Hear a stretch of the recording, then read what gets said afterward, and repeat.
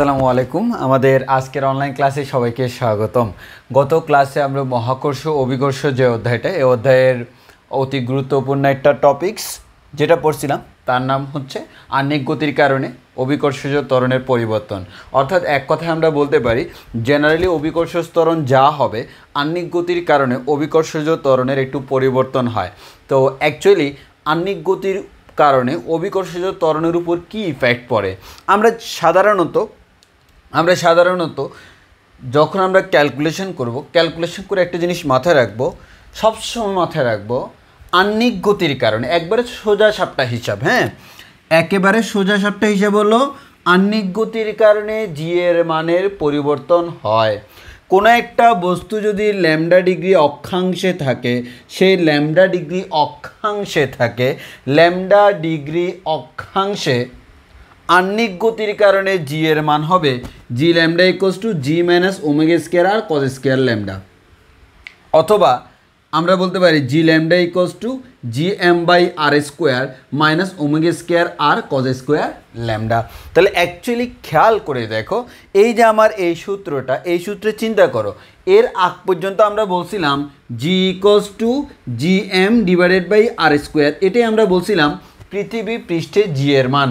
কিন্তু আমরা যখন চিন্তা করতেছি পৃথিবীর আহ্নিক গতি আছে, আসলে কিন্তু আছে, যদি আহ্নিক গতি থাকে তখন কিন্তু এটা থেকে একটা জিনিস বিয়োগ হয়ে যাচ্ছে। এর মানে আমরা বলতে পারি আহ্নিক গতির কারণে জি এর মানের উপর যে প্রভাবটা পড়ে সেটা হচ্ছে আহ্নিক গতির কারণে অভিকর্ষজ ত্বরণ একটু করে কমে যায়, সেটাই আমরা বাস্তবে ফিল করি। এখন প্রশ্ন হচ্ছে, আহ্নিক গতির কারণে সব জায়গায় কি অভিকর্ষজ ত্বরণের মান সমহারে কমে? না ভাইয়া, আমাদের কত কমবে বা আদৌ কমবে কি না সেটা ডিপেন্ড করে তার অক্ষাংশের উপর, অর্থাৎ অক্ষাংশ ল্যামডা এর উপর ডিপেন্ড করে। তাহলে আমরা এখান থেকে বলতে পারি তোমার মেইন কাজ হচ্ছে এই সূত্রটা শিখে নেওয়া, ল্যামডা ডিগ্রি অক্ষাংশে G lambda equals to G minus omega square R cos square lambda, অথবা G lambda equals to G এর জায়গায় আমরা বলতে পারি G M by R square minus omega square R cos square lambda. এখানে omega মানে কি? ওমেগা মানে কৌণিক বেগ। কার কৌণিক বেগ? পৃথিবীর কৌণিক বেগ, অথবা পৃথিবীতে অবস্থানকারী যে কোনো বস্তুর কৌণিক বেগ। সেই কৌণিক বেগ ওমেগার ফর্মুলা হচ্ছে twice pi divide by T. এই টি মানে কি? পর্যায়কাল। এই আহ্নিক গতিটা কার কারণে সৃষ্ট? পৃথিবীর নিজ অক্ষে ঘূর্ণনের কারণে যে গতি তার নাম হচ্ছে আহ্নিক গতি, যার কারণে দিন রাত হয়। এই পুরোপুরি একবার ঘুরতে পৃথিবীর কত সময় লাগে? 24 ঘন্টা।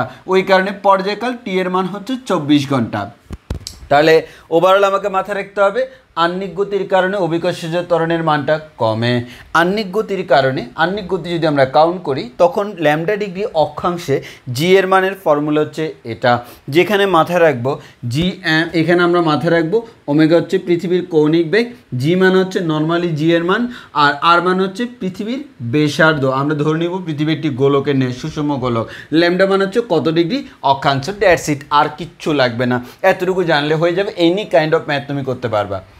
আর আরেকটা ইম্পর্টেন্ট টার্ম হচ্ছে, আমাদের এখানে দুইটা জিনিসকে আমরা খুব বেশি করে ইউজ করি, একটা হচ্ছে বিষুব রেখা আর একটা হচ্ছে মেরু রেখা। এটা হচ্ছে আমরা বলি বিষুব রেখা আর এটাকে আমরা বলি মেরু রেখা। বিষুব রেখা মানে কত ডিগ্রি অক্ষাংশ? অবভিয়াসলি ভাই 0 ডিগ্রি অক্ষাংশ, মানে ল্যামডার মান 0। আর আমাদের মেরু রেখা মানে কত ডিগ্রি অক্ষাংশ? ভাই আমাদের 90 ডিগ্রি অক্ষাংশ, অবভিয়াসলি ভাই ল্যামডার মান হচ্ছে 90 ডিগ্রি। তাহলে আমরা বিষুব যখন আসব তখন হচ্ছে ল্যামডার মান 0, মেরু যখন আসব তখন ল্যামডার মান হচ্ছে 90 ডিগ্রি। তাহলে বিষুব অঞ্চল যদি আমি চিন্তা করে দেখি, বিষুব অঞ্চলে জি এর মানের ফর্মুলা হয় এটা জি মাইনাস ওমেগা স্কোয়ার আর ল্যামডার মান বসাই দিলাম আর কি, কস 0 মান হচ্ছে 1, আর মেরু অঞ্চলে এটার মান হচ্ছে জি। তাহলে তুমি চিন্তা করো জি বিষুব সমান হচ্ছে এটা, জি মেরু সমান এটা, দুইটার মধ্যে কম্পারেটিভলি কোনটা বড়? অবভিয়াসলি ভাইয়া মেরুটা বড়, বিষুবটা কম। এর মানে আমরা বলতে পারি আহ্নিক গতির কারণে জি এর মানের উপর যে প্রভাবটা পড়ে, অ্যাকচুয়ালি মেরু অঞ্চলে কোনো প্রভাব পড়ে না, বিষুব অঞ্চলের প্রভাবটা পড়ে। তাহলে আমি যদি বলি আহ্নিক গতির কারণে বিষুব অঞ্চল আর মেরু অঞ্চলের মধ্যে কার অভিকর্ষজ ত্বরণ বেশি? অবশ্যই ভাইয়া মেরু অঞ্চলে অভিকর্ষজ ত্বরণ বেশি, বিষুব অঞ্চলে অভিকর্ষজ ত্বরণের মান হচ্ছে কম। তাহলে আমরা একটা কথা বলতে পারি বিষুবতে কম, মেরুতে বেশি। আমি বিষুব থেকে ক্রমাগত মেরুর দিকে যাচ্ছি। কার দিকে যাচ্ছি? মেরুর দিকে। বিষুব থেকে ক্রমাগত মেরুর দিকে যাচ্ছি, এর মানে জি এর মানটা আস্তে আস্তে বেশি পাচ্ছি, জিটা বাড়ে। তাহলে আমরা বলতে পারবো বিষুব অঞ্চল থেকে মেরু অঞ্চলের দিকে গেলে জি এর মান আস্তে আস্তে বাড়ে, এবং মেরু অঞ্চল থেকে বিষুব অঞ্চলের দিকে গেলে জি এর মানটা আস্তে আস্তে কমে। এবং এগুলো সবগুলো আমরা হিসাব করতে হচ্ছে ভূপৃষ্ঠে। কোথায়? ভূপৃষ্ঠে। কারণ এই জি মানে কিন্তু ভূপৃষ্ঠের জিটা। ঠিক আছে, তাহলে আমরা বলতে পারি এটা হচ্ছে ওভারঅল আইডিয়াটা। তোমার কাজ কি? আহ্নিক গতির কারণে জি এর জন্য ল্যামডা ডিগ্রি অক্ষাংশ ফর্মুলা হচ্ছে এটা, ডেটস এনাফ, আর বেশি কিছু লাগবে না। তাহলে আমরা বলতে পারি এটা হচ্ছে আহ্নিক গতির কারণে জি এর মানের পরিবর্তনের মেইন কনসেপ্টটা। আশা করি বুঝতে পারছো। এবার আমরা কয়েকটা ইম্পর্টেন্ট জিনিস পড়বো। ইম্পর্টেন্ট বলতে পারি আসলে এগুলো হচ্ছে বেসিক কয়েকটা জিনিস, এগুলো থেকে আমাদের এখানে প্রমাণ বেশি। হ্যাঁ, প্রমাণগুলো জানার জন্য আমরা দেখব।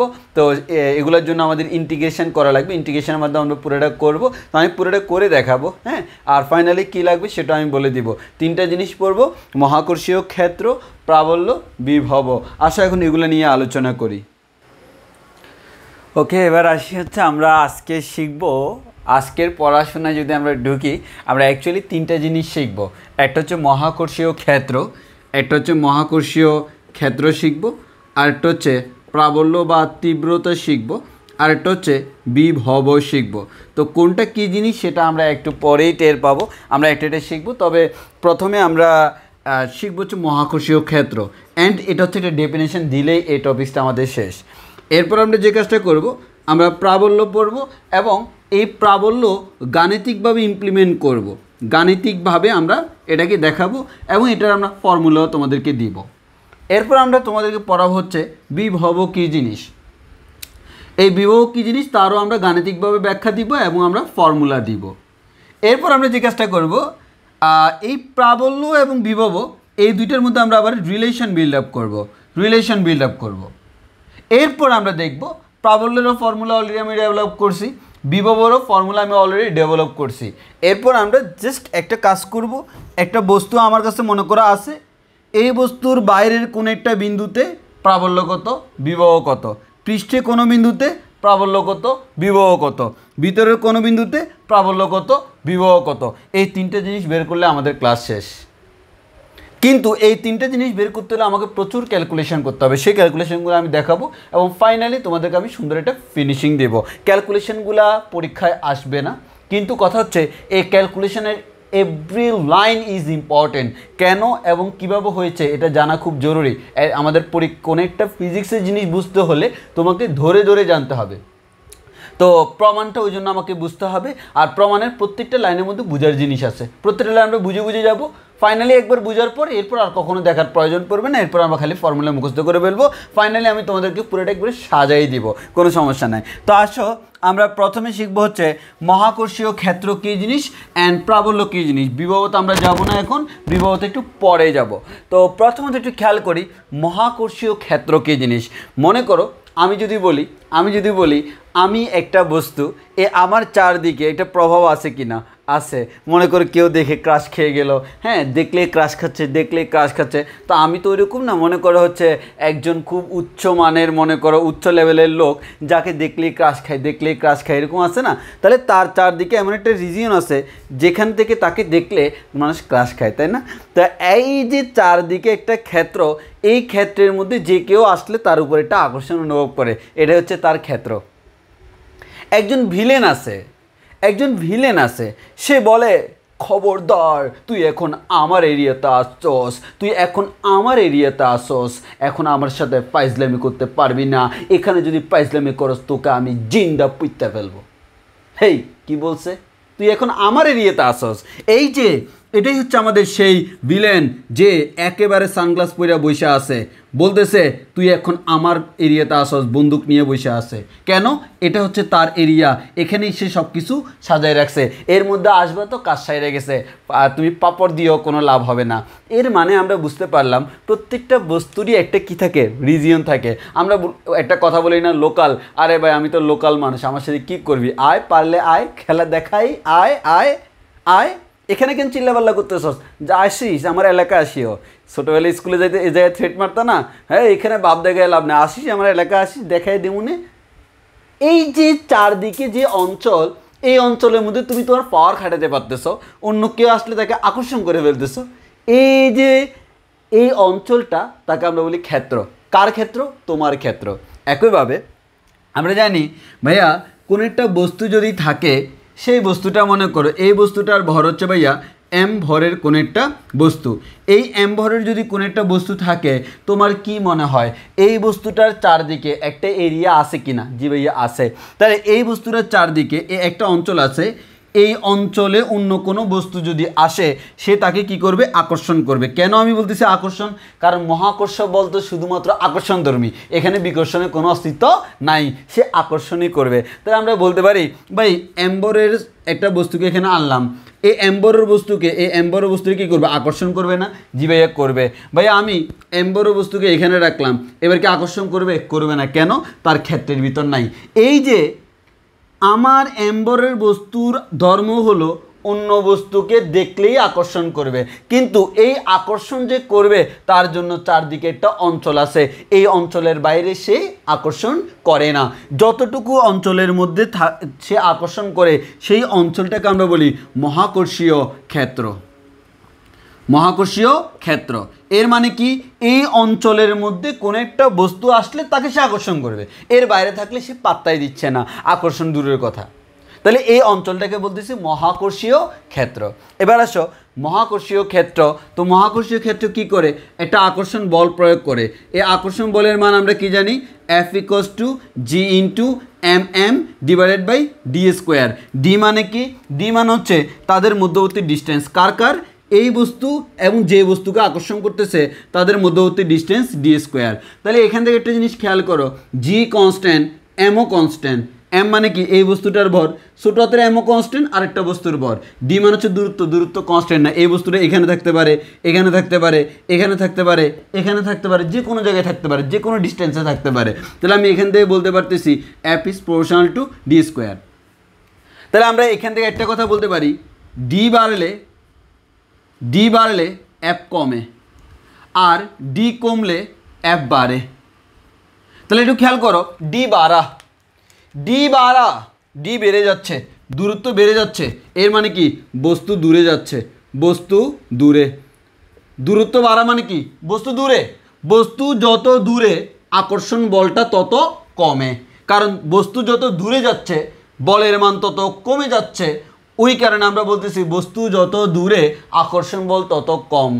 আমরা বলতে পারি তুমি বলতেছ তাহার উপর আমার একটা আকর্ষণ আছে, এই আকর্ষণটা তুঙ্গে উঠে যাবে যদি কাছাকাছি আসো। দেখো দুইটা বস্তু এখানে আছে, তাদের ভিতরে একটা আকর্ষণ আছে। হ্যাঁ, আকর্ষণ আছে, আরও কাছে আকর্ষণ বাড়তেছে, আরও কাছে আরও আকর্ষণ বাড়তেছে, আরও কাছে আরও আকর্ষণ বাড়তেছে, আরও কাছে চরম উত্তেজনা কাজ করতেছে, আরও কাছে এমন উত্তেজনা কাজ করতেছে তুমি বুঝতে পারতো। সেই মানে যত কাছে আসে তাদের মধ্যে অনেক বেশি উত্তেজনা কাজ করে। দূরত্ব যখন শূন্য হয়ে যায় চরম লেভেলে উত্তেজনা চলে যায়। বিশ্বাস হয় না? ম্যাথমেটিক্স আমাকে সেটাই বলে। দেখো ডি = 0 হলে F = something / 0 মানে কি? F হচ্ছে অসীম। এর মানে অসীম পরিমাণ বল প্রয়োগ করতেছে যখন বস্তু দুইটা লাইগে আছে। এর মানে বুঝতেই পারতেছো বাস্তবের সাথে রিলেটেড। তো আমাদের মেইন কথা সেটা না, আমাদের মেইন কথা হচ্ছে দুইটা বস্তু যদি একেবারে লেগে থাকে, লেপ্টে থাকে, তাইলে তো ভাই আমরা তো বলতেই পারি তাদের মধ্যে কোনো দূরত্ব নাই, এর মানে হচ্ছে অ্যাকচুয়ালি অসীম। হ্যাঁ, তো এখন এটা কি সম্ভব? না ভাই, সম্ভব না। খুশি হয়ে যায় না যে ভাই জড়াই ধরলেই আমাদের দূরত্ব শূন্য হয়ে যাবে, না ভাই, খুশি হয়ে না। মনে করো এই একটা বস্তু, এই মনে করো মিস্টার রহিম, এই মনে করো মিস্টার করিম, তারা দুই বন্ধু যদি একেবারে ফ্যাটে ফ্যাট লাগাইয়া ঠেস করে দেয়, তোমার কি মনে হয় তারা কি শূন্য দূরত্বে আছে? না ভাইয়া, আমাদের এই দূরত্ব বলতে আমরা বুঝি ভর কেন্দ্রের মধ্যবর্তী দূরত্ব। দুইটা বস্তু যতই কাছে থাকুক না কেন, যতই লেগে থাকুক না কেন, তাদের ভর কেন্দ্রের মিনিমাম একটা দূরত্ব থাকে, মিনিমাম একটা ছোট্ট দূরত্ব থাকে, যার কারণে এটা আমার অসীম হয় না, অনেক বেশি হয় আর কি। আচ্ছা, এগুলো আমরা বাদ দিই। তো এটা তো আমরা জানি কাছে থাকলে আকর্ষণ বেশি, দূরে থাকলে আকর্ষণ কম। শিক্ষা নাও। এবার ভাইয়া আমার কথা হচ্ছে ঠিক আছে, আমি বুঝে গেলাম কাছে আসলে আকর্ষণ বেশি, দূরে আসলে গেলে আকর্ষণ কম। এখন ভাইয়া দূরে কতটুকু যাইতে পারবে? এবার দেখি, আমরা বলছি এই এম্বরের বস্তুটাকে যদি তুমি এমন কোনো পজিশনে রাখো যেই পজিশনে সে আকর্ষণ করে না, তাহলে আমি বলতে পারবো সেই পজিশনটা হচ্ছে এমন একটা পজিশন যেটা আমার এই বস্তুর মহাকর্ষীয় ক্ষেত্রের মধ্যে নাই। এবার তুমি দেখো আমি কখন এফের মান শূন্য পাবো। দেখো ডি যদি ইনফিনিটি হয়, 1/∞ মান হচ্ছে 0, তখন এফ এর মান শূন্য হবে। এর মানে দূরত্ব যখন অসীম হয়ে যাবে তখন বলের মান শূন্য হবে। ওই কারণে আমরা বলি তাত্ত্বিকভাবে ওই কারণে আমরা বলি তাত্ত্বিকভাবে মহাকর্ষীয় ক্ষেত্র অসীম পর্যন্ত বিস্তৃত। এর মানে হচ্ছে আমাদের মহাকর্ষীয় ক্ষেত্র অসীম দূরত্বেও কাজ করে। অর্থাৎ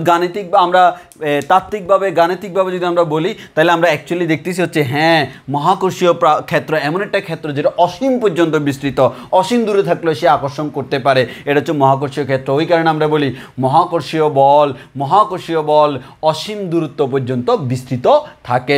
বস্তু যত দূরে হোক তার উপর মিনিমাম একটা বল থাকবে, তবে বস্তু যত দূরে যাবে আমাদের আকর্ষণ তত কমবে। তাহলে আমরা বলতে পারি, আমরা শিখলাম কি, ক্ষেত্র মান হচ্ছে কোনো একটা বস্তুর প্রভাব যে অঞ্চলের মধ্যে থাকে সেটা হচ্ছে ক্ষেত্র। এখন কোনো একটা বস্তু যার ভর আছে তার মহাকর্ষীয় প্রভাব মানে কি, অন্য একটা বস্তুকে মহাকর্ষীয় বল দ্বারা আকর্ষণ করে, এটা হচ্ছে মহাকর্ষীয় প্রভাব। এই মহাকর্ষীয় প্রভাব যতটুকু অঞ্চল পর্যন্ত বিস্তৃত তাকে আমরা বলি মহাকর্ষীয় ক্ষেত্র। এই ক্ষেত্রটা তাত্ত্বিকভাবে অসীম পর্যন্ত বিস্তৃত, কিন্তু বাস্তবে আমরা দেখি যে না, মানে দূরত্ব অনেক বেড়ে গেলে তখন এই বলটাকে আমরা নেগলিজিবল ধরতে পারি। বলের মান আসে অনেক কম, এটাকে আমরা নেগলিজিবল ধরতে পারি, কিন্তু তাত্ত্বিকভাবে এটাকে অসীমই বলতে হবে। পরীক্ষা যদি জিজ্ঞেস করো কত পর্যন্ত বিস্তৃত, অসীম পর্যন্ত বিস্তৃত, কিন্তু আসলে অনেক দূরত্ব বেড়ে গেলে তখন এটা খুবই ছোটো মান, যেটা নেগলিজিবল বলা যায়। তাই আমি বুঝে গেলাম মহাকর্ষীয় ক্ষেত্র কী জিনিস। তাহলে কোনো একটা বস্তুকে যদি আমার আকর্ষণ করতে হয় মহাকর্ষীয় বল দ্বারা, তাহলে ওই বস্তুটাকে কোথায় থাকতে হবে? মহাকর্ষীয় ক্ষেত্রের ভিতরে থাকতে হবে। এই মহাকর্ষীয় ক্ষেত্রের ভিতরে থাকলে সে আকর্ষণ করবে, বিকর্ষণ করবে না, কারণ সে অলওয়েজ আকর্ষণই করে। তাহলে বুঝলাম ভাইয়া মহাকর্ষীয় ক্ষেত্র কী জিনিস আমাদের বোঝা শেষ। এখন আমার কাজ হচ্ছে কি করা? এখন আমার কাজ হচ্ছে মহাকর্ষীয় প্রাবল্য কী জিনিস সেটা তোমাদেরকে বুঝাই দেওয়া। এই মহাকর্ষীয় প্রাবল্য কী জিনিস আমি তোমাকে বলি। মনে করো ভাই, এখানে আমার একটা বস্তুকে আমরা পাই, এই বস্তুর আমাদের যে মহাকর্ষীয় ক্ষেত্র সেটা অসীম পর্যন্ত বিস্তৃত, কিন্তু আমরা আমাদের বোঝানোর সুবিধার্থে ধরে নিলাম এই অঞ্চল পর্যন্ত বিস্তৃত। এর মানে এটা হচ্ছে তার মহাকর্ষীয় ক্ষেত্র। এর মধ্যে সে তুরুপ দিয়ে রাখছে, এর মধ্যে সে লোকফিট করে রাখছে, আসবে তো তোমার গাইডটা দিবে, এর বাইরে তার কোনো পাওয়ার নাই। তাহলে আসো আমরা বলতে পারি ভাই এই বস্তুটা হচ্ছে তার একটা ক্ষেত্র। আচ্ছা তুমি বলো, একটা বস্তু তাকে আমি এই পজিশনে রাখলে সে যে পরিমাণ বল অনুভব করবে, আমরা যদি বলি অনুভূত বল, আর এরকম একটা দূরত্বে রাখলে সেখানে অনুভূত বল যদি আমি তুলনা করি, এই দুইটা বল কি সমান হবে? না ভাইয়া, এই পজিশনে অনুভূত বল আর এই পজিশনে অনুভূত বল একই বস্তু, কিন্তু অনুভূত বল সমান না। এর মানে দুইটা বস্তু একই বল অনুভব করবে না। তাহলে এই যে মহাকর্ষীয় বল অনুভব করে কিন্তু একই বল অনুভব করে না, মহাকর্ষীয় বল অনুভব করে কিন্তু একই বল অনুভব করে না। তাহলে আমার কথা হচ্ছে এক পজিশনে, এক দূরত্বে, এক ধরনের মহাকর্ষীয় বল সে অনুভব করে। এখন প্রশ্ন হচ্ছে ভাইয়া কত দূরত্বে কত বল অনুভব করে। এখন আমি যদি বলি ভাইয়া আলাদা আলাদা করে ক্যালকুলেশন করেন, তাইলে তো আমাদের এটা ঝামেলাজনক হয়ে যায়। আমরা এখন একটা কমন পলিসি দেখব। সে কমন পলিসিটা কি? আমরা এই জিনিসটা বোঝার সুবিধার্থে, গেস করার সুবিধার্থে আমরা ভিন্ন ভিন্ন ভরের বস্তু না রেখা এখানে আমরা রাখবো হচ্ছে 1 কেজি ভরের বস্তু। কত? 1 কেজি। 1 কেজি ভরের কোনো একটা বস্তুকে রাখলাম, এইখানে 1 কেজি ভরের কোনো একটা বস্তুকে রাখলাম। এই 1 কেজি ভরের বস্তুকে রাখলে এবার আমি 1 কেজি ভরের বস্তু এত দূরত্বে থাকলো, 1 কেজি বরের বস্তু এত দূরত্বে থাকলো, দুইটার মধ্যে একটা কম্পেয়ার হয়ে গেল। তাহলে এই একক বরের কোনো একটা বস্তু দিয়ে আমি কম্পেয়ার করি কোন পজিশনে বল বেশি, কোন পজিশনে বল কম। এই একক বরের যে বস্তু, এটাকে আমরা বলি একক বরের বস্তু। একক ভরের বস্তু এটাকে আমরা বলি হচ্ছে পরীক্ষণীয় বস্তু। এটার আরেকটা নাম হচ্ছে পরীক্ষণীয় বস্তু। কেন পরীক্ষণীয় বস্তু? কারণ এই বস্তু দিয়ে আমি পরীক্ষা করতেছি কোন পজিশনে বলটা বেশি, আমি পরীক্ষা করতেছি কোন পজিশনে বলটা বেশি। তাহলে তাহলে তাহলে জিনিসটা বুঝো ভাইয়া, একক বরের বস্তু আমরা এটাকে বলতেছি পরীক্ষণীয় বস্তু। এই পরীক্ষণীয় বস্তুর মাধ্যমে আমরা পরীক্ষা করতেছি। এই একক বরের বস্তু দিয়ে যখন পরীক্ষা করি তখন সে যে পরিমাণ বল অনুভব করে, এই অনুভূত বলকে আমরা বলি হচ্ছে প্রাবল্য। তাহলে প্রাবল্য আর কিছুই না, প্রাবল্য হচ্ছে বল। পার্থক্য হচ্ছে কি? বল মানে হচ্ছে যে কোনো দুইটা বস্তুর মধ্যে বল, মহাকর্ষীয় বলটা। আর মহাকর্ষীয় ক্ষেত্রের প্রাবল্য বা মহাকর্ষীয় ক্ষেত্রের তীব্রতা বলতে বোঝায় আমি এই যে এমভরের কোনো একটা বস্তু আছে তার জন্য কোনো একটা পজিশনে তার তীব্রতা কেমন, সে কতটুকু তীব্রভাবে তোমাকে আকর্ষণ করে সেটা জানার জন্য এক একক ভরের কোনো একটা বস্তু রাখি, এই যে একক ভরের বস্তু রাখি, এই একক ভরের বস্তু যেই পরিমাণ আকর্ষণ বল অনুভব করতেছে তাকে আমরা বলতেছি প্রাবল্য। আই রিপিট এগেইন, একক বরের বস্তু স্থাপন করলে এই একক বরের বস্তু যেই বল অনুভব করতেছে তাকে আমি বলি হচ্ছে প্রাবল্য। তাকে কি বলি ভাইয়া? প্রাবল্য বলি।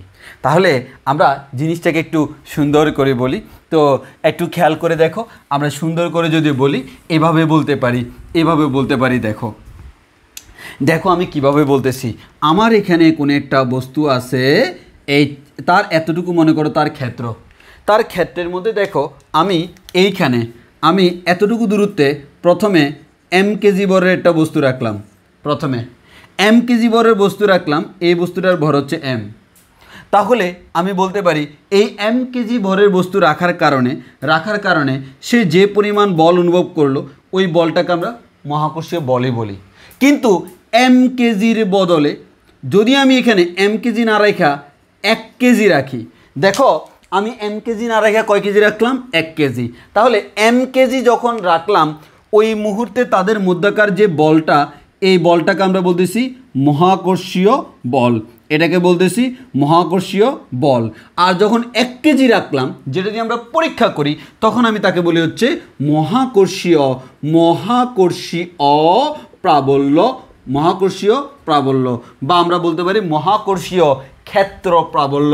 কারণ মহাকর্ষীয় ক্ষেত্রের ভিতরে না রাখলে হবে না। তাহলে মহাকর্ষীয় ক্ষেত্রের কোনো একটা বিন্দুতে এক একক বরের কোনো একটা বস্তু স্থাপন করলে সেটা যে বল অনুভব করতে তাকে আমরা বলতেছি প্রাবল্য। তাহলে আমি এভাবে বলতে পারি না, এই যে মহাকর্ষীয় ক্ষেত্র যেটা আছে এই ক্ষেত্রের মধ্যে এম কেজি ভরের বস্তু স্থাপন করলে, এই এম কেজি বরের বস্তু স্থাপন করলে, তোমরা এটা একটু সুন্দর করে খাতায় লিখো, তোমরা লিখতে থাকো যেহেতু রেকর্ডেড সমস্যা হবে না। এম কেজি ভরের বস্তু স্থাপন করলে সেটি যে বল অনুভব করে তার মান সমান হচ্ছে এফ। তাহলে কী বললাম? এম কেজি ভরের বস্তু স্থাপন করলে সেটি যে বল অনুভব করে তার মান হচ্ছে এফ। আর এটা অবশ্যই আমাদের উপরে একটা হেডলাইন লিখে দিবা, অবশ্যই হচ্ছে আমাদের মহাকর্ষীয় ক্ষেত্রে। এই মহাকর্ষীয় ক্ষেত্রে দিয়ে কমা দাও, এম কেজি ভরের বস্তু স্থাপন করলে সেটি যে বল অনুভব করে তাকে আমরা বলি এফ। এম কেজি ভরের বস্তু স্থাপন করলাম, সেটি এফ পরিমাণ বল অনুভব করলো। এখন আসো 1 কেজি ভরের বস্তু। এখন আসি 1 কেজি ভরের বস্তু, 1 কেজি ভরের বস্তু স্থাপন করলে সেটি যে বল অনুভব করে তাকে আমরা বলতে পারি ঐকিক নিয়মে এফ বাই এম। এম কেজির জন্য যদি এফ হয়, 1 কেজির জন্য এফ বাই এম। এই যে 1 কেজির জন্য এফ বাই এম, এটাকে বর্তমানে আমরা আর বল বলবো না, এটা বল, কিন্তু তাকে আমরা বল বলবো না, তাকে আমরা স্পেশাল একটা নাম দিব। সেই নামটা হচ্ছে প্রাবল্য। কারণ তার মাধ্যমে আমি পরীক্ষা করতে পারি, তার মাধ্যমে আমি বুঝতে পারি কোথায় আমার বলের তীব্রতা বেশি, কোথায় বলের তীব্রতা কম। ওই কারণে এটাকে আমরা নতুন করে নাম দিই ই। আমরা মহাকর্ষীয় ক্ষেত্র প্রাবল্য কী দ্বারা প্রকাশ করি? ই দ্বারা। তাহলে আমরা বলতে পারি ই ইকুয়ালস টু ই, অথবা আমরা ই জি দিই, কোনো সমস্যা না। এটা দ্বারা বোঝাচ্ছে গ্র্যাভিটেশনাল মানে মহাকর্ষীয়। কারণ তুমি বলতে পারো জি কেন দিচ্ছে, কারণ আমাদের ফার্স্ট পেপারে হয়তো তোমরা এখানে শুধুমাত্র মহাকর্ষীয় পাচ্ছ, কিন্তু সেকেন্ড পেপারে যখন স্থির তড়িৎ নামক অধ্যায় পড়বা সেখানে তোমরা পাবা, দেখবে হচ্ছে এখানে তড়িৎ প্রাবল্য থাকতে পারে, তখন হচ্ছে দুই প্রাবল্যের মধ্যে ঝামেলা হয়ে যাচ্ছে না, ওই কারণে আমরা এখানে জি দিয়ে দিয়ে যাচ্ছে আমাদের কি গ্র্যাভিটেশনাল। হ্যাঁ, তো এটা ব্যাপার না। ই ইকুয়ালস আমরা বলতে পারতেছি এফ ডিভাইডেড বাই এম। তাহলে এখান থেকে আমরা আবার চাইলে বলতে পারি এফ ইকুয়ালস টু হচ্ছে এম ই।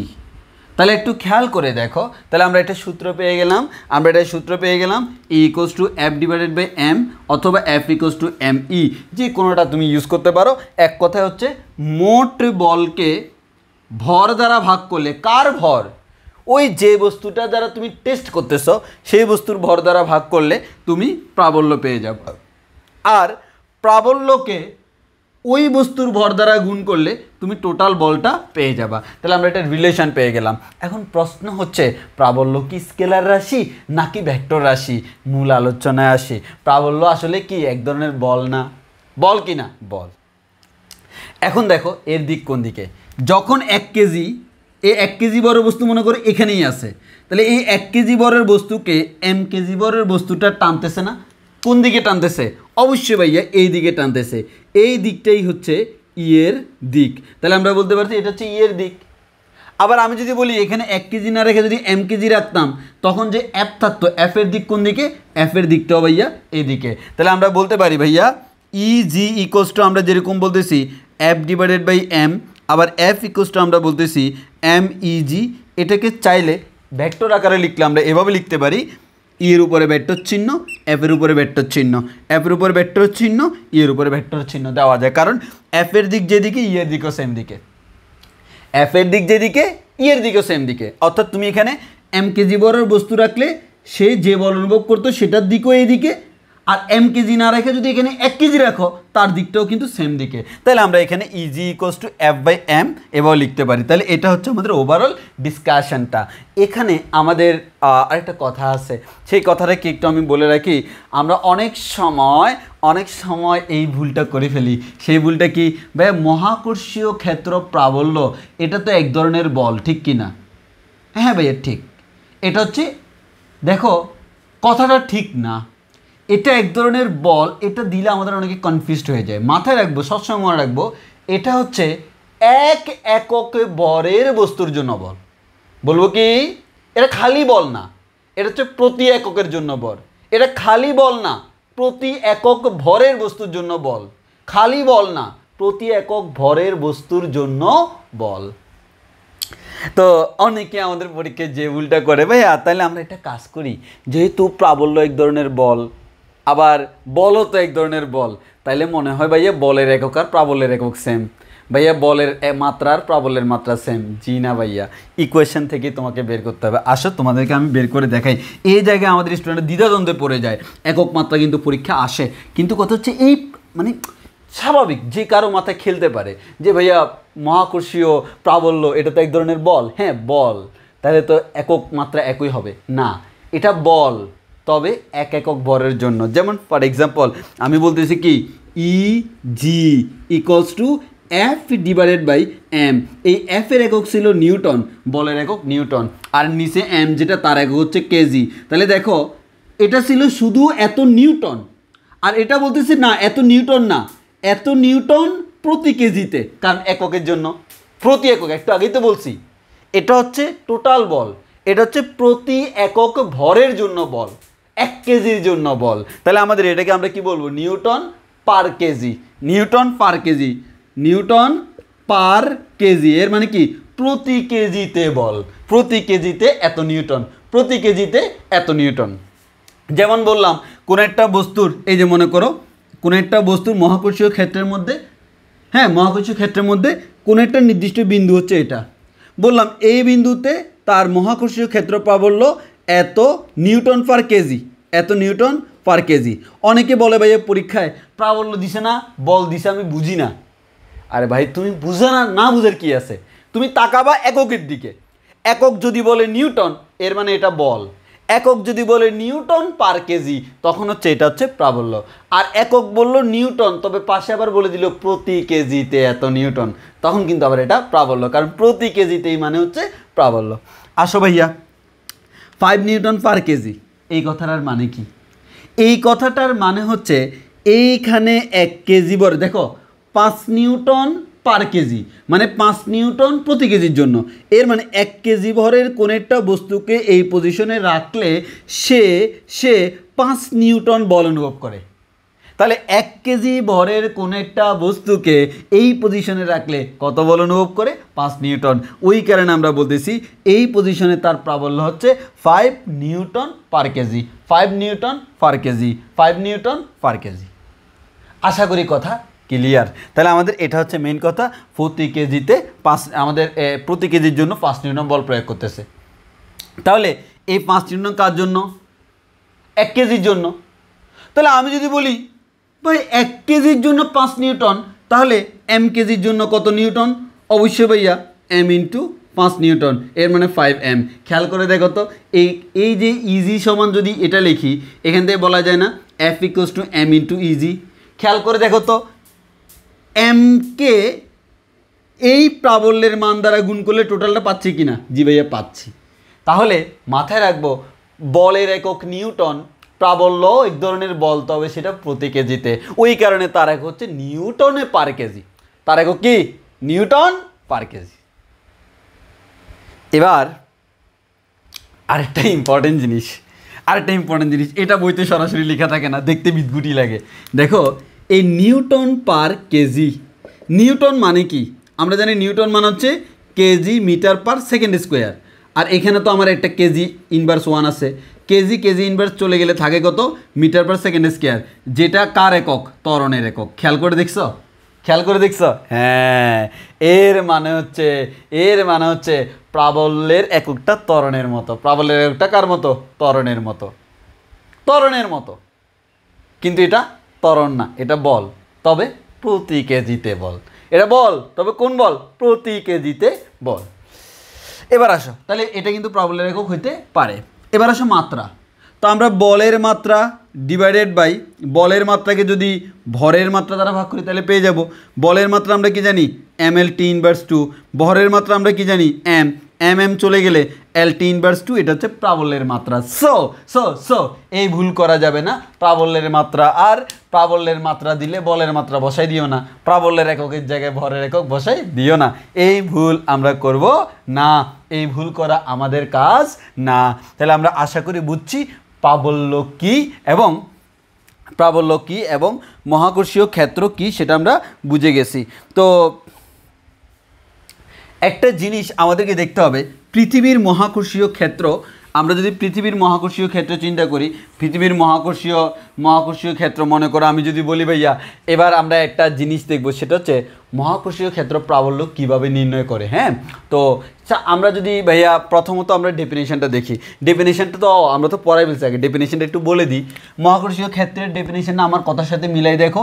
কোনো বস্তুর আশেপাশে যে অঞ্চলব্যাপী এর মহাকর্ষীয় প্রভাব বজায় থাকে, যে অঞ্চলব্যাপী তার প্রভাবটা বজায় থাকে, অর্থাৎ কোনো বস্তু রাখা হলে সেটি আকর্ষণ বল লাভ করে, তাকে ওই বস্তুর মহাকর্ষীয় ক্ষেত্র বলে। আর মহাকর্ষীয় ক্ষেত্র প্রাবল্য বা মহাকর্ষীয় তীব্রতা কী জিনিস? সেটা হচ্ছে মহাকর্ষীয় ক্ষেত্রের কোনো বিন্দুতে একক ভরের কোনো বস্তু স্থাপন করলে তার উপর যে মহাকর্ষীয় বল প্রযুক্ত হয় ও তাকে ওই বিন্দুর আমরা মহাকর্ষীয় ক্ষেত্র প্রাবল্য বলি। আশা করি এটা আমাদের সবার ক্লিয়ার, এবং আমরা একটা সূত্রও পেয়ে গেছি। একই সাথে মহাকর্ষীয় ক্ষেত্র প্রাবল্য যেটা, তার একক এবং মাত্রা, এই দুইটা জিনিস আমরা জেনে গেছি। এখন তাহলে আমরা ফর্মুলা নাম্বার 1 দেখি। তাহলে আমাদের ফর্মুলা 1 মানে প্রথম ফর্মুলা আমরা এইভাবে দেখছিলাম, ইজি ইকোয়াস টু, আমরা আর ভেক্টর ইউজ করতেছি না চিহ্ন। হ্যাঁ, আমরা ম্যাথের জন্য F/m, অথবা এখান থেকে বলা যায় F = me। This is our first formula. এটা হচ্ছে আমার প্রথম ফর্মুলা। এবার আসো, আমরা বললাম কি এই পজিশনে m ভরের একটা বস্তু আছে। এই m ভরের আমাদের যে বস্তুটা, এই m ভরের বস্তু থেকে এই পজিশন যেটা, এই পজিশনে আমাদের মনে করো বলা হলো এই পজিশন মনে করো আমরা এখানে একটা পজিশন রাখলাম, ভাই আমাদের এই পজিশন। তো আমাদের যদি এরকম একটা পজিশন আমরা রাখি, তাহলে সেখানে আমরা কি করলাম, ভাইয়া 1 কেজি ভরের একটা বস্তু এখানে রাখলাম, 1 কেজি। যা আমি বললাম এই m ভরের বস্তুর জন্য এই জায়গায় মহাকর্ষীয় প্রাবল্য কত। তো আমি ধরে নিলাম এই যে দূরত্বটা, এই যে মাঝখানে যে দূরত্বটা, এই দূরত্বটা আমি আর ধরে নিলাম, এই দূরত্বটাকে আমরা আর ধরে নিলাম। তাহলে দূরত্বটাকে যদি আমরা আর ধরে নিই, তাহলে দেখো আমাদের m ভরের বড় হাতের m ভরের কোনো একটা বস্তু আছে। এই বস্তুর জন্য জিনিসটা ভালো করে খেয়াল করো, এই বস্তুর জন্য এই বস্তু থেকে আর একক দূরত্বে, অর্থাৎ কোনো একটা বস্তু তার থেকে আর একক দূরত্বে প্রাবল্য কত, এই বস্তুর জন্য আর একক দূরত্বে প্রাবল্য ই সমান কত তোমাকে জিজ্ঞেস করছে। এই প্রাবল্য জিজ্ঞেস করছে মানে কাকে আনতে হবে, 1 কেজি বড় বস্তুকে। এখানে আমরা একটা বস্তুকে আনবো, সেটা হচ্ছে কিউট 1 কেজি। কিউট 1 কেজি কেন বলতেছি, কারণ সে খুবই কিউট, কারণ তাকে ছাড়া আমাদের কাজ হয় না, স্পেশাল পারসন। তাহলে আমরা কাকে আনবো, কিউট 1 কেজি। এই 1 কেজি বরের বস্তুকে যখন এখানে রাখলাম, এই তোমার কি মনে হয় এই 1 কেজি বরের বস্তুকে এটা কি আকর্ষণ করবে না? অবশ্যই করবে। এই আকর্ষণ বলে দিকটা কোন দিকে, ভাই এর দিকটা হচ্ছে এই দিকে। এই যে দেখো, এর মানে এটাই হচ্ছে আমাদের প্রাবল্যের দিক। প্রাবল্য ভেক্টর রাশি মানে তার দিক আছে। ওকে, তাহলে আসো, এই প্রাবল্যটা কি একটা বল না? হ্যাঁ, কার বল? এই 1 কেজি বড় বস্তুর উপর বল। তাহলে আসো, আমি যদি বলি এর মধ্যে বলটা কত, F = আমরা জানি G ইন্টু ভরের মান 1 কেজি ডিভাইডেড বাই মধ্যবর্তী দূরত্ব r²। এই যখন এখান থেকে আমরা পাইলাম F = gm divided by r²। একটু খেয়াল করে দেখো ভাইয়া, যখন আমরা এখানে 1 কেজি ইউজ করছি, তখন এটাকে আমরা F লিখব না, এটাকে আমরা E লিখব। যখন 1 ইউজ করছি, তখন এটা কি লিখব, E লিখব। এর মানে অ্যাকচুয়ালি এটা E এর মান, প্রাবল্যের মান। তাহলে প্রাবল্যের একটা ফর্মুলা পেয়ে গেলাম, E = gm divided by r²। আর এখানে প্রাবল্যের আরেকটা ফর্মুলা পাইলাম, এখানে Eg = F divided by m। ভাইয়া কেন পাশাপাশি লিখতেছেন? কারণ আছে। কারণ হচ্ছে ভাইয়া আমাদের যদি অনেকেই পরীক্ষায় জানে না কোন সময় কোনটা ইউজ করতে হয়।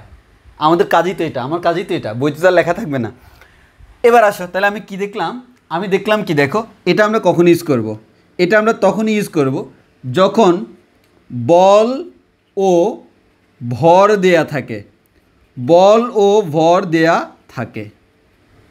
অর্থাৎ বলা হবে m ভরের বস্তুর উপর এত পরিমাণ বল, হ্যাঁ, আমাদের নির্দিষ্ট একটা বিন্দুতে এত পরিমাণ বল প্রযুক্ত হয়, ওই বিন্দুতে প্রাবল্য কত। যেহেতু F পরিমাণ বল প্রযুক্ত হয় m ভরের বস্তুর উপর, তাহলে একক ভরের বস্তুর উপর F/m, সেটাই হচ্ছে প্রাবল্য। শেষ। এটা পরীক্ষা আসে না খুব একটা। আর এটা হচ্ছে কি দেখো, এখানে ভালো করে খেয়াল করো, G আছে। G কি সেটা আমি জানি, বড় হাতের M, পৃথিবীর ভর, মাধ্যম একবারে। আমাদের এখানে যখন যেটা ইউজ করি, এখানে বড় হাতের M মানে হচ্ছে যার ক্ষেত্রের মধ্যে প্রাবল্য নির্ণয় করতেছি। তাহলে আমি M সমান লিখে দিই, M মানে হচ্ছে যেই বস্তুর মহাকর্ষীয় ক্ষেত্রে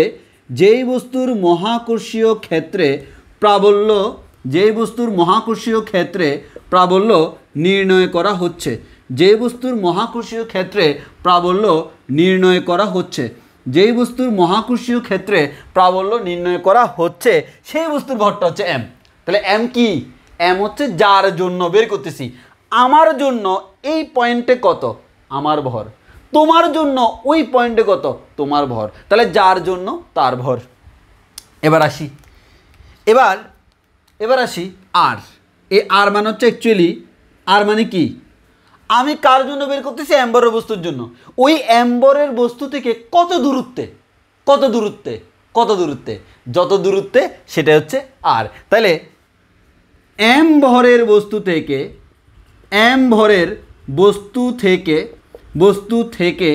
যে দূরত্বে প্রাবল্য বের করতে হবে, সেই দূরত্বটাই হচ্ছে অ্যাকচুয়ালি আমার কি, আর। পরীক্ষায় প্রশ্ন আসবে 10 কেজি ভরের কোনো একটা বস্তুর, তোমরা এটা ম্যাথের মতো করে প্রশ্ন লিখে রাখতে পারো, 10 কেজি ভরের কোনো একটা বস্তু থেকে 10 কেজি ভরের কোনো একটা বস্তু থেকে 10 সেন্টিমিটার দূরে, 10 কেজি ভরের কোনো একটা বস্তু, 10 না 5 সেন্টিমিটার, 10 কেজি ভরের কোনো একটা বস্তু থেকে 5 সেন্টিমিটার দূরত্বে প্রাবল্য কত? তাহলে এই যে 10 কেজি ভরের বস্তু, এটা হচ্ছে এম এর মান, 5 সেন্টিমিটার দূরে সেটা হচ্ছে আর এর মান, ক্যালকুলেশন করে পাবো ই এর মান। এবার আমি প্রশ্ন করলাম তোমাকে পরীক্ষায়, আমি তো খুবই চালাক তোমরা জানো, এখন আমি তোমাকে প্রশ্ন করলাম, লেট দিস ইজ আওয়ার পৃথিবী, ধরে নাও দিস ইজ আওয়ার পৃথিবী, দাও দেখতে একটু পৃথিবীর মতো লাগুক, ধরে নাও দিস ইজ আওয়ার পৃথিবী, এই পৃথিবী, এটাকে আমি ধরে নিলাম পৃথিবী, এই পৃথিবীর যে ভর আমি ধরে নিলাম বড় হাতের আর, এই পৃথিবী যেটা আছে না, আছে, এই পৃথিবীর উপরে এখানে মনে করো মাইকেল জ্যাকসন বসে আছে, কে? Michael Jackson. এখন মাইকেল জ্যাকসন বসে আছে, শেড কোটটায় পরে এভাবে ড্যান্স করতেছে,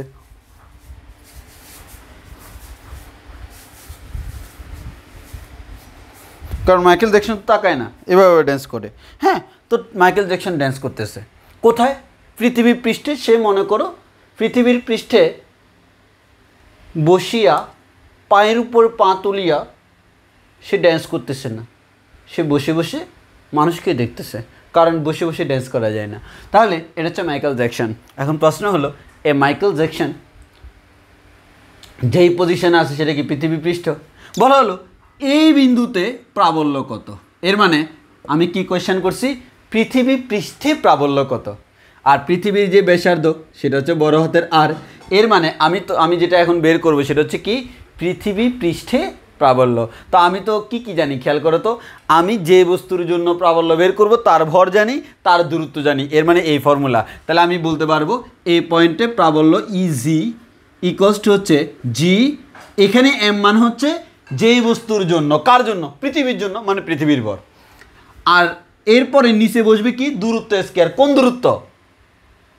আমাদের যে বস্তুর জন্য বের করব তার কেন্দ্র থেকে যতটুকু দূরত্বে, কেন্দ্র থেকে কতটুকু দূরত্বে, কেন্দ্র থেকে আর দূরত্বে, ওই কারণে এখানে আর স্কয়ার বসলো। তাহলে আমরা বলতে পারি পৃথিবী পৃষ্ঠে জি এর মান হচ্ছে জিএম বাই আর স্কয়ার, পৃথিবী পৃষ্ঠে জি এর মান হচ্ছে জিএম বাই আর স্কয়ার। এবার তুমি একটু আমাকে বলো তো, এই জিএম বাই আর স্কয়ার আসলে কি বলো তো? পৃথিবী পৃষ্ঠে অভিকর্ষ ত্বরণ না? জি ভাইয়া। ওই কারণে আমরা বলি পৃথিবী পৃষ্ঠে আমাদের প্রাবল্যের যে মানটা, পৃথিবীর পৃষ্ঠে প্রাবল্যের যে মানটা সেটা অভিকর্ষজ ত্বরণের সমান। পৃথিবীর পৃষ্ঠের যে প্রাবল্যটা সেটা অ্যাকচুয়ালি অভিকর্ষজ ত্বরণের সমান। আবার আমরা একটু অন্যভাবে একটা ব্যাখ্যা দিতে পারি। সেই ব্যাখ্যাটা কি জানো? মনে করো আমরা কি জানি, আমরা প্রাবল্য ইজি সমান কি জানি, এফ ডিভাইডেড বাই এম, ঠিক কি না? এবার মনে করো এম কেজি ভরের কোনো একটা বস্তুর উপর পৃথিবী যে বলে আকর্ষণ করে তাকে আমরা বলি কি, এমজি। স্বাভাবিক এমজি না? আর নিচে হচ্ছে আমার এম কাটাকাটি জি, এর মানে হচ্ছে মহাকর্ষীয় ক্ষেত্র প্রাবল্য সেটা হচ্ছে অ্যাকচুয়ালি অভিকর্ষজ ত্বরণের সমান। তাহলে দেখো অভিকর্ষজ ত্বরণের সমান, তবে দুইটা আমরা ভিন্ন জিনিস বলতে পারি। অ্যাকচুয়ালি এটা হচ্ছে অভিকর্ষজ ত্বরণের সমপরিমাণের একটি রাশি, এটা আমাকে মাথায় রাখতে হবে। এতটুকু মোর দেন এনাফ ফর আমাদের এই কনসেপ্ট। মহাকর্ষীয় ক্ষেত্র প্রাবল্যের জন্য এতটুকু এনাফ। ভবিষ্যতে যা লাগবে আমরা আস্তে আস্তে পড়বো। এবার আমরা পড়বো হচ্ছে মহাকর্ষীয় বিভব। এবার আসো আমরা দেখি হচ্ছে মহাকর্ষীয় বিভব। হ্যাঁ, মহাকর্ষীয় বিভব কী জিনিস সেটা আমরা দেখব। তো প্রথম কথা একটু খেয়াল করে দেখো, এখানে মনে করো আমাদের কোনো একটা বস্তু আছে, ওকে? তো এখানে যদি আমাদের এম ভরের কোনো একটা বস্তু থাকে, এই এম ভরের বস্তুর চারদিকে একটা মহাকর্ষীয় ক্ষেত্র আছে, তাহলে এম ভরের বস্তুর চারদিকে একটা মহাকর্ষীয় ক্ষেত্র আছে, এটা হচ্ছে তার ক্ষেত্র, মহাকর্ষীয় ক্ষেত্র। এর মানে এই ক্ষেত্রের ভিতরে কেউ আসলে তার উপর আকর্ষণ বিকর্ষণ বলটা কাজ করে। এখন কথা হচ্ছে কোনো একটা বস্তু মনে করো এই পজিশনে কোনো একটা বস্তু আছে, এই বস্তুটা কোথায় আছে? অসীমে। এই বস্তুটা কোথায় আছে? অসীমে। এবং এই বস্তুর ভর হচ্ছে 1 কেজি, অর্থাৎ 1 কেজি ভরের কোনো একটা বস্তু অসীম দূরত্বে আছে। তাহলে একটু খেয়াল করে দেখো, এখানে অ্যাকচুয়ালি আমরা যে কাজটা করব, অসীম দূরত্বে যে আছে এই অসীম দূরত্বের কোনো একটা বস্তু তাকে আমরা এই এম্বরের বস্তুর ক্ষেত্রের মধ্যে নিয়ে আসব। এম্বরের বস্তুর এরিয়া হচ্ছে এটা হচ্ছে ক্ষেত্রের বাইরে। ক্ষেত্রের বাইরে মানে অসীমে আছে, কারণ মহাকর্ষীয় ক্ষেত্র তো অসীম পর্যন্ত বিস্তৃত, ক্ষেত্রের বাইরে আছে। এখন সেখান থেকে ক্ষেত্রের ভিতরে আমাকে আনতে হবে। এখন অসীম থেকে ক্ষেত্রের ভিতরে আমাকে আনতে হলে সে কি এমনি এমনি আসবে না, তার উপর বল প্রয়োগ করতে হবে, মানে কাজ করতে হবে। এর মানে অসীম থেকে তাকে যদি ক্ষেত্রের মধ্যে আনতে চাও কাজ করতে হবে। এখন মনে করো এই বস্তুটাকে আমি আনতে চাচ্ছি হচ্ছে এই পজিশনে, এই বস্তুর কেন্দ্র থেকে আর দূরত্ব, এই পজিশনে এখানে আনতে চাচ্ছি, অর্থাৎ এই পজিশনে এখানে আনতে চাচ্ছি, এখানে আনতে চাচ্ছি। কোত্থেকে আনতে চাচ্ছি? অসীম থেকে, অসীম থেকে। তাহলে আমি অসীম থেকে এইখানে আনতে চাচ্ছি। এই অসীম থেকে এই বস্তুটা যেটা অসীমে আছে তাকে এখানে আনতে হলে কী করা লাগবে? কাজ করা লাগবে। এই অসীম থেকে কোনো একটা বস্তুকে এই বস্তুর ক্ষেত্রের মধ্যে এই বিন্দুতে আনতে কি পরিমাণ কাজ করা লাগবে সেটাই হচ্ছে এই বিন্দুর বিভব। এই বিন্দুর বিভব যে পরিমাণ কাজ করা লাগবে। তাহলে আমি বললাম এম ভরের কোনো একটা বস্তু, সেই বস্তুর চারদিকে একটা মহাকর্ষীয় ক্ষেত্র আছে। এই বস্তু থেকে আর দূরত্বে কোনো একটা বিন্দুতে বিভব মানে কি? বিভব মানে হচ্ছে অসীম থেকে কোনো একটা একক ভরের বস্তুকে ক্ষেত্রের ভিতর এই বিন্দুতে আনতে যেই পরিমাণ কাজ করা লাগে। অসীম থেকে এতটুকু আনতে কতটুকু কাজ করলাম, এই কৃত কাজটাই হচ্ছে অ্যাকচুয়ালি এই বিন্দুর বিভব। তাহলে আমি যদি বলি এই বিন্দুর বিভব এত জুল, এই বিন্দুর বিভব এত জুল, এই কথাটার মানে কি? এই কথাটার মানে হচ্ছে এই বিন্দুর বিভব মনে করে 100 জুল। এর মানে অসীম থেকে কোনো একটা বস্তুকে এই বিন্দুতে আনতে 100 জুল পরিমাণ কাজ করা লাগে। এবং এক্ষেত্রে একটা কথা বলে রাখি, বস্তু নিজে কাজ করে না। যেই বস্তুটাকে তুমি আনতেছো বস্তু নিজে নিজে কাজ করে না, তার উপর কাজ করতে হয়, তার উপর কাজ করে আনতে হয়। ওই কারণে স্বভাবতই ধরা হয়, যেহেতু বিভবটা অটোমেটিক হচ্ছে না, কৃতকাজটা অটোমেটিক হচ্ছে না, আমাকে জোর করে করা লাগতেছে, ওই কারণে এখানে আমরা কৃতকাজকে ঋণাত্মক ধরি। তাহলে আমরা বলতে পারি এই যে আমাদের বিভব, এই বিভবটা কেমন? এই বিভবটা অলওয়েজ ঋণাত্মক। এই বিভবটা অলওয়েজ কেমন? ঋণাত্মক। এবং আমি বলবো এই কেন্দ্র থেকে যত দূরে, ভালো করে খেয়াল করো, কেন্দ্র থেকে তুমি যত দূরে যাবা, ততই আমরা বিভবের মানটা আমাদের বেশি পাবো। জিনিসটা কেমন দেখো, এটা মনে করো অসীম, তো আমাদের ধরা হয় বিভবের মান যেহেতু ঋণাত্মক, বিভব মানে তো এক ধরনের কৃতকাজ। এই অসীমে বিভব হচ্ছে কত? অসীমে বিভব 0 ধরা হয়। তাহলে অসীম থেকে যতই কাছে আসবা, এখানে বিভব যদি 0 হয়, এখানে 1 joule, 2 joule, 3 joule, 4 joule, 5 joule, 6 joule, 7 joule, 8 joule, ঠিক কিনা? এরকম না যে অসীমে বিভব 0, এখানে 1 জুল, এখানে 2 জুল, এখানে 3 জুল, এখানে 4 জুল। এর মানে অসীম থেকে এখানে আনতে, দেখো অসীমে বিভব 0 কেন? কারণ অসীম থেকে অসীমে আনতে তো কোনো কাজ করা লাগতেছে না। জিনিসটা বুঝো, এটা অসীমে আছে, কোন একটা বিন্দুর বিভব মানে কি? অসীম থেকে ওই বিন্দুতে আনতে। তো অসীম তো অসীমই। আমি যদি বলি এটা হচ্ছে এ বিন্দু, এটা হচ্ছে বি বিন্দু, এ থেকে বিতে আনতে কাজ করা লাগবে কি না? লাগবে। তাহলে বলো তো এই বিন্দু থেকে এই বিন্দুতে কাউকে নিতে কাজ করা লাগবে না? সে তো এতেই আছে। তাহলে ওই কারণে বলা হয় অসীমে বিভবের মান 0। কেন? কারণ অসীম থেকে অসীমে নিব মানে হচ্ছে বস্তুর পজিশন ফিক্সড, আর ফিক্সড পজিশনে কোনো কাজ করা লাগতেছে না, ওই কারণে অসীমে বিভবের মান 0।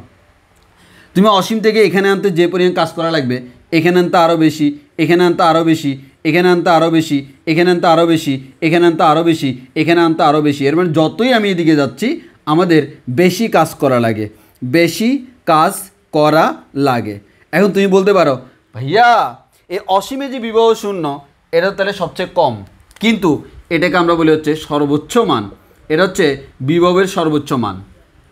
এই জায়গায় আমাদের পোলাফাইন কনফিউজড হয়ে যায়। দেখো অসীমে বিভবের মান 0 কেন বুঝছো তো? কারণ অসীম থেকে অসীমে সরাইতে কোনো কাজ করা লাগতেছে না। অসীম থেকে যতই ক্ষেত্রের দিকে আনতেছি, যত আনবো তত কাজ করব, যত আনবো তত কাজ করব। এর মানে বিভবের মান বাড়তেছে, অ্যাকচুয়ালি মানটা বাড়তেছে কিন্তু বিভব বাড়তেছে না। কেন?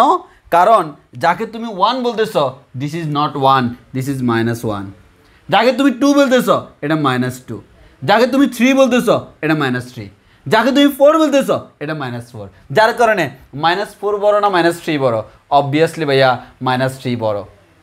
এর মানে এটার থেকে এটা বড়, এটার থেকে এটা বড়, তার থেকে এটা বড়, এটাই হচ্ছে সবচেয়ে বড়। ওই কারণে বলা হয় আমাদের বিভবের সর্বোচ্চ মান হচ্ছে 0, এবং সেটা কোথায়? অসীমে, অসীমে, অসীমে। মহাকর্ষীয় বিভবের সর্বোচ্চ মান, খাতায় সুন্দর করে লিখে রাখো, মহাকর্ষীয় বিভবের সর্বোচ্চ মান হচ্ছে 0, এবং সেই সর্বোচ্চ মান হচ্ছে অসীমে। মহাকর্ষীয় বিভবের সর্বোচ্চ মান হচ্ছে 0, এবং সেই মানটা অসীমে। আসলে তোমাদেরকে একটা গ্রাফ দেখাই, তোমার বইতে এই ধরনের একটা গ্রাফ পাবা। এই গ্রাফটা এক্সামের জন্য মোস্ট ইম্পর্টেন্ট। এইদিকে রাখলাম দূরত্ব, এইদিকে রাখলাম বিভব। তাহলে তোমার কি মনে হয় বিভব কি উপরের দিকে থাকবে? জীবনেও না, জীবনেও না।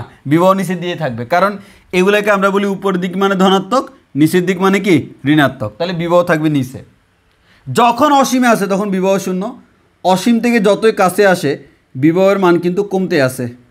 এখানে বিভবের মান সর্বোচ্চ, বিভবের মান কমতে কমতে কমতে কমতে দেখো এরকম হয় গ্রাফটা। এই কথাটার মানে কি?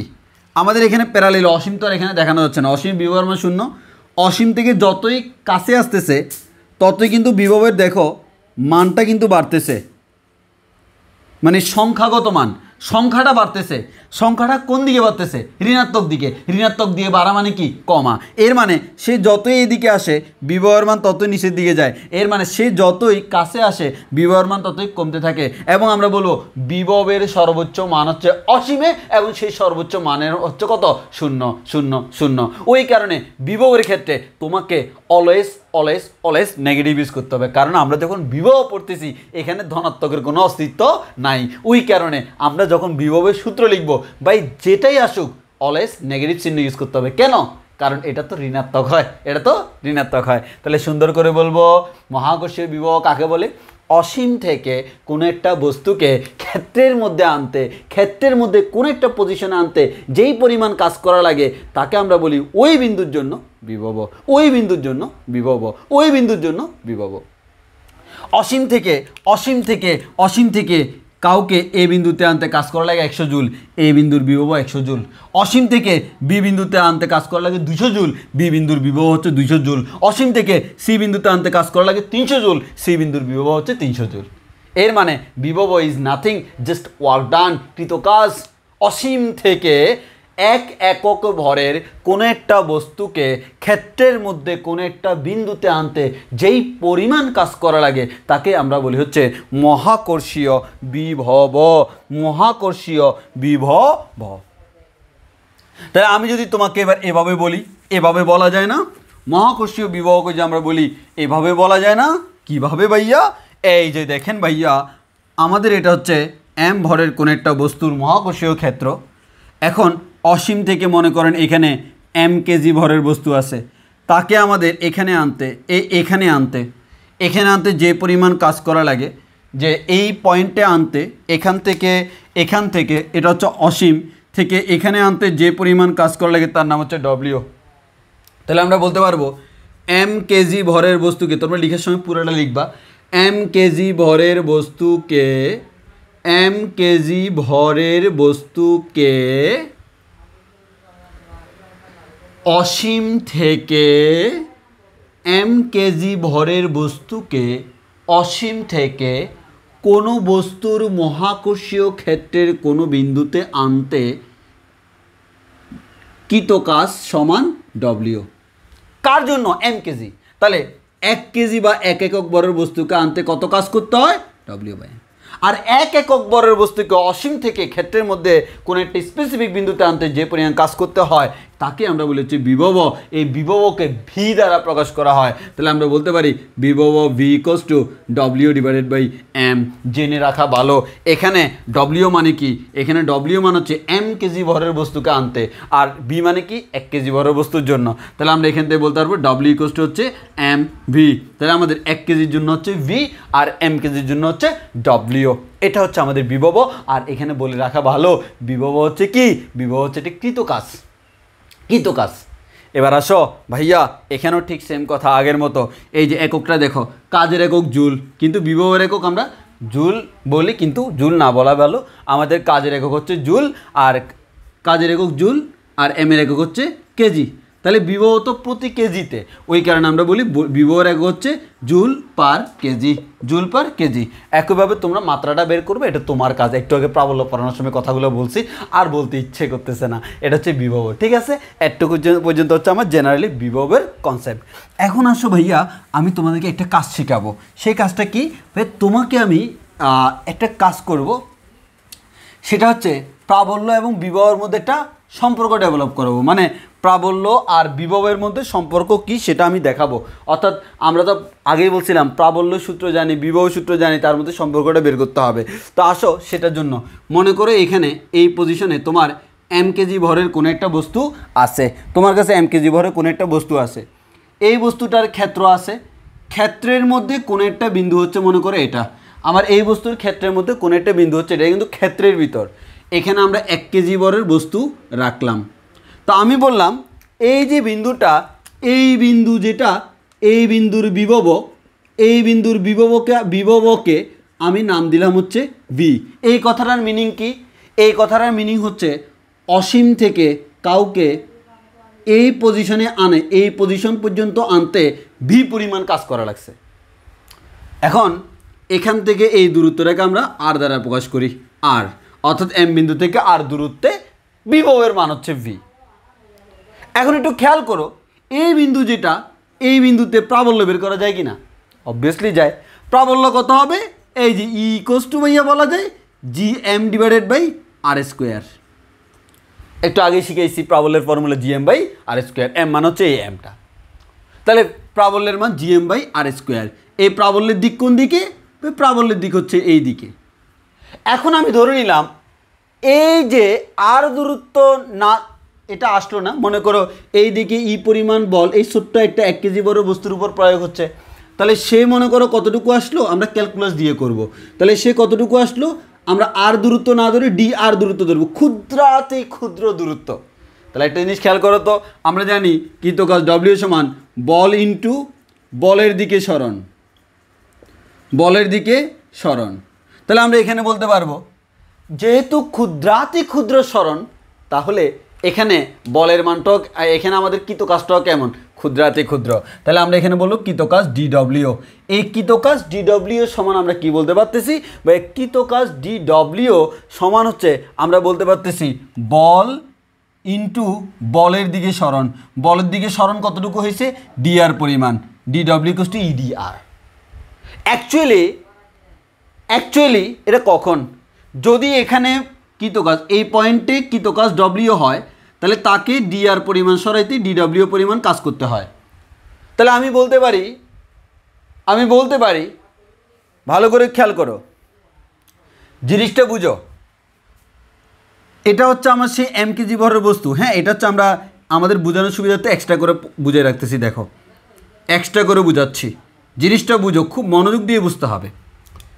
এটা হচ্ছে আমার সেই পজিশান, যেই পজিশানের দূরত্ব হচ্ছে আর, আর এটা হচ্ছে সেই পজিশান, এটা হচ্ছে আর মাইনাস ডি আর, কারণ এতটুকু দূরত্ব হচ্ছে আমার কত, ডি আর।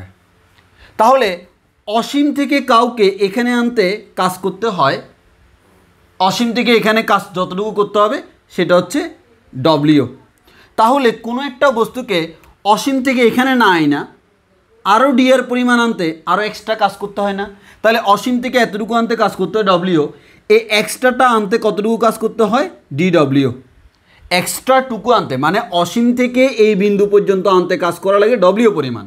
তাহলে সেখান থেকে আরও ডিআর পরিমাণ আনতে এক্সট্রা ডিডব্লিউ পরিমাণ কাজ করতে হয়, যার কারণে এই পয়েন্টটি কৃত কাজ হচ্ছে ডব্লিউ প্লাস ডিডব্লিউ। স্বাভাবিক।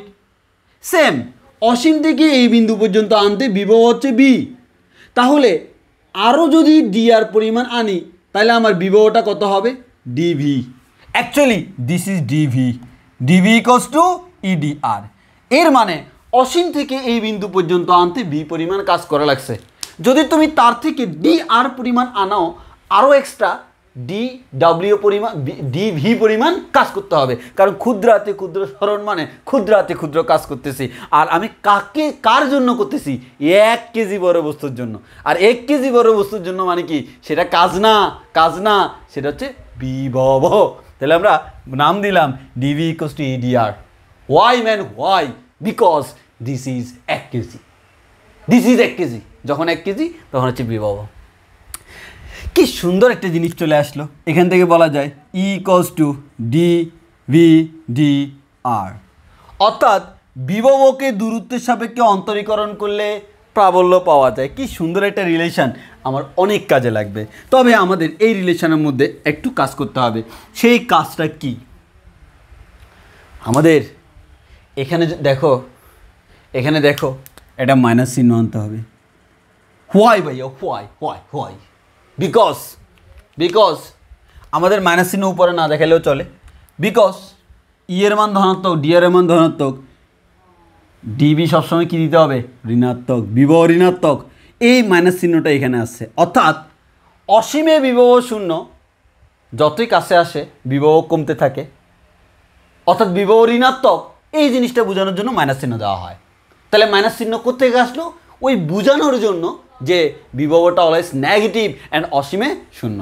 তাহলে আমি বলতে পারতেছি, এখন থেকে মুখস্থ করে ফেলবো, E equals to minus d V by DR.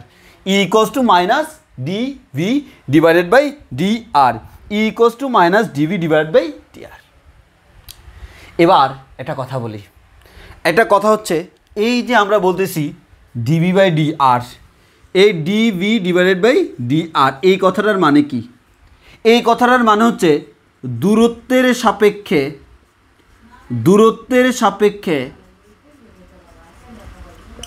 বিভবের অন্তরজ। দূরত্বের সাপেক্ষে বিভবের অন্তরজ। দূরত্বের সাপেক্ষে বিভবের অন্তরজ।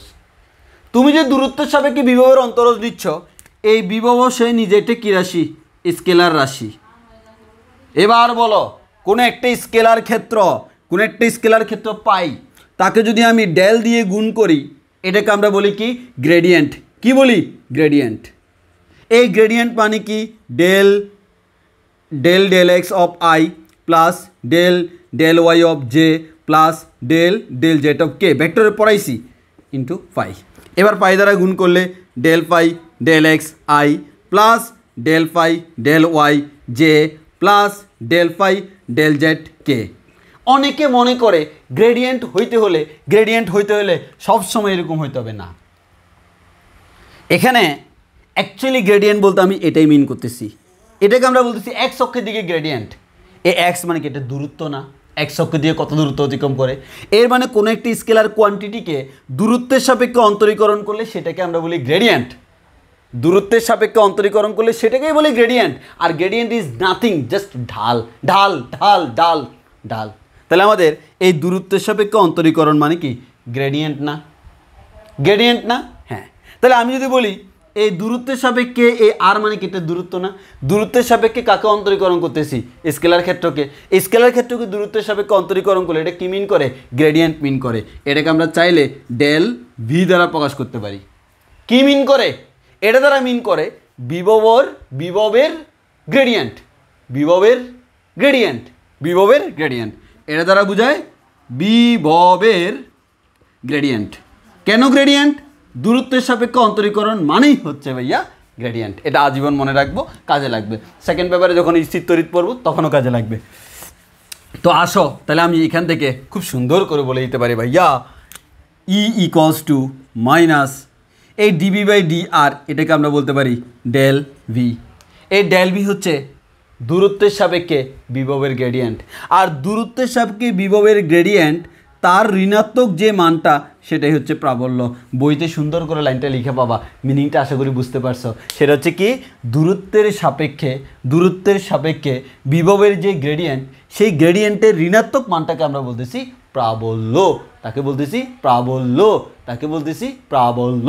কথা ক্লিয়ার কিনা? আশা করি সবার এতটুকু পর্যন্ত কথাটা ক্লিয়ার। এবার আসো ভাইয়া, যেরকম আমরা বিভবের জন্য, আমরা প্রাবল্যের জন্য E=gm/r², এরকম একটা ফর্মুলা পাইছি, বিভবের জন্য কি পাওয়া যায়? হ্যাঁ, পাওয়া যায়। আসো সেই ফর্মুলাটা তোমাদেরকে এখন বের করে দেখাই। আসো, বিভবের যে আসল ফর্মুলা, আসল রূপ, কিভাবে আমাদের এটা আসে সেটা আমরা দেখাই, ইন্টিগ্রেশন করে আমরা করব। আর একটু কথা বলে রাখি, এই বিভবের যে এখন ইন্টিগ্রেশন যেটা করব, এটা হচ্ছে সৃজনশীলের অনুধাবনমূলক প্রশ্ন অনেক সময় আসে, ওই কারণে এই প্রমাণটা আমার লাগবে। তাহলে আসো, সেটা হচ্ছে কেমন। আমার এখানে m ভরের কোনো একটা বস্তু আছে, m ভরের বস্তু এই যে এখানে, আমি যদি বলি অ্যাকচুয়ালি এক্ষেত্রে আমি যদি বলি এখানে তার বিভবের মানটা হচ্ছে v, এখানে তার বিভবের মানটা হচ্ছে v। তো এই কথাটার মানে কি? এই কথাটার মানে হচ্ছে অসীম থেকে এইখানে আনতে এতটুকু কাজ করতে হয়। তো আমাদের এখানকার যে দূরত্বটা, এই দূরত্বটাকে আমরা r ধরে নিলাম, এখন এখান থেকে আমরা যদি dr পরিমাণ দূরত্ব সরণ ঘটাই, dr কার জন্য? 1 কেজি বড় বস্তুর জন্য। কত? 1 কেজি বড় বস্তুকে যদি dr পরিমাণ সরণ ঘটাই, সেক্ষেত্রে সিম্পলি আমরা বলে দিতে পারি, সেটা হচ্ছে এখানে আমার এক্সট্রা করে dv পরিমাণ কাজ করতে হয়। তাহলে আমরা নিশ্চয়ই এখান থেকে বলতে পারি dv বল ইন্টু বলের দিকে সরণ। যেহেতু বলটা কার উপর? 1 কেজি বড় বস্তুর উপর, তাহলে এটাকে আমি বল না বলে প্রাবল্য বলতে পারি। এফ দ্বারা প্রকাশ করতে পারি, ই দ্বারা প্রকাশ করতে পারি, ই দ্বারা প্রকাশ করাটা হচ্ছে বেস্ট। তাহলে প্রাবল্য ইন্টু dr, dv আমরা বলতে পারি dr। এবার আসো ভাইয়া, এটা কি? ক্ষুদ্রাতি ক্ষুদ্র ভাইয়া, এটা তো হচ্ছে সিম্পল ক্ষুদ্রাতি ক্ষুদ্র v। তাহলে টোটাল যদি b পেতে হয়, ক্ষুদ্রাকৃত ক্ষুদ্র বিকে কী করতে হয়? ইন্টিগ্রেশন করতে হয়। এখন ইন্টিগ্রেশন আমি কার সাপেক্ষে, ইন্টিগ্রেশনে আমি কি দিব? কার সাপেক্ষে ইন্টিগ্রেশন করব? এখানে দেখো দূরত্বের সাপেক্ষে। কেন দূরত্বের সাপেক্ষে? তোমাকে বলে দিছে তাকে তুমি নিয়ে আসো কোত্থেকে? অসীম থেকে এখানে নিয়ে আসো। তাহলে জিনিসটা বুঝো, কোত্থেকে কোথায় নিয়ে আসবা? এখান থেকে কোথায় নিয়ে আসবা? এখানে। যেখান থেকে নিয়ে আসবা, এখানে বিভব কত? এখানে v=0, কারণ অসীমে বিভব 0। এখানে b এর মান কত? এখানে b এর মানটা হচ্ছে v। এবার আসো ভাইয়া, এখানে দূরত্বের মান কত? এখানে দূরত্বের মান হচ্ছে অসীম, এখানে দূরত্বের মান কত? r। তোমার এখানে dv মানে লিমিটটা কার দিতে হবে? b এর লিমিট। তাহলে বিভব কত থেকে শুরু? দেখো 0 বিভব থেকে b বিভব, এই যে দেখো 0 থেকে v। এবার তুমি যদি একটা কাজ করো, কি কাজ ভাইয়া? 0 থেকে b দিলা, এই dv এর জায়গায় যদি এখন দিয়ে দাও edr, এই তোমার কি মনে হয় বর্তমানে কি আর b এর সাপেক্ষে যোগজীকরণ আছে? না। কার সাপেক্ষে? r এর সাপেক্ষে। যদি r এর সাপেক্ষে হয়, যেটা আগে b এর সাপেক্ষে ছিল সেটা বর্তমানে r এর সাপেক্ষে, তাহলে লিমিটটা কার? r এর। এবার দেখি, যখন r এর b এর মান 0 ছিল তখন r এর মান কত? অসীম।